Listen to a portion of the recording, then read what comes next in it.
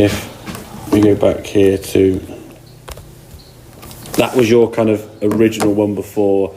I say shoulders are a little bit on the flatter side, left arm even below your shoulder. So you've got flat shoulders, left arm lower. Club now is going to be put into the sky more probably there. Not too bad, but it's still a little bit flat behind you. It's going to be coming back in more from this angle. It's going to create more of that shape shot, and then you also want to hang on to it slightly, okay?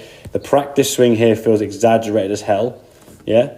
Just your arms have gone a little bit higher, okay? But to be fair to you, this backswing now in the actual real swing is probably in the best positions I've ever seen you get into in terms of a backswing. That blue line represents where your shoulders get to, which again is in a good spot.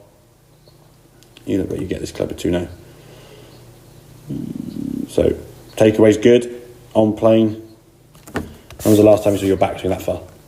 Yeah, that's really good. I mean, if we look at that there in terms of position, club face leading edge on your left arm, dead in line. Left arm across your shoulders there, perfect. Shoulder angle is maybe a degree or two less than that blue line. That was your practice swing, but that's a really good spot there. So as you start coming back down to the golf ball now, club's going to come back down through your right forearms there, we can see. Really good. Back in the golf ball there.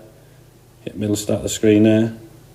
Happy days. It doesn't look so weird through the ball. Yeah, we just release that club through nicely. So there's some good movements there. It's just getting that, focus more on the shoulder, not trying to get your arm up there as high as you can. I think it's more maybe a bit of wrist angle hinge in terms of positioning. When you don't try and lift your arms, you're just sort of turning there with a slightly steeper shoulder plane. But overall, mate, there's some really, really good spots there. And again, some of the drives you've hit there have been really good. And I think if we look back in the past when you've hit some drives, when you kind of got it a little bit, you would probably hit one really good one. I got, say, press save, and the next 3 or 4 with that being would be still a bit ropey, yeah? You've probably hit 3 or 4 good ones, and then a couple have actually not been too far from it. Still a couple of wayward-ish ones, because that's, again, in some ways, the nature of your length of your shots are going to be slightly off. But if you can get that club to the top of that backswing there, the good thing is there, once you get to the top of that backswing there, Dan, you've got nothing to think about. You just unwind your body and release it, yeah?